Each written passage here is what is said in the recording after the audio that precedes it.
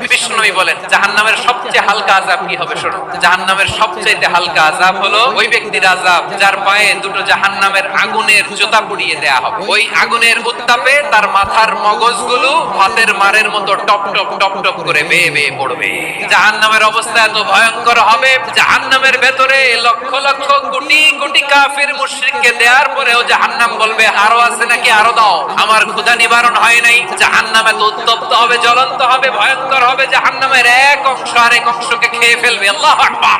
ফেরেশতারাও টালমাটাল হয়ে যাবে। জাহান্নামের রক্ষী ফেরেশতারা কি করবে তারা নিজেরাও বুঝতে পারবে না। কোটি কোটি মুশরিক কাফেরদেরকে জাহান্নামে নিক্ষেপ করার পরেও জাহান্নাম ঠান্ডা হবে না, শান্ত হবে না, বলবে হাল মিন মাসিদ, আরো আছে নাকি, আরো দাও।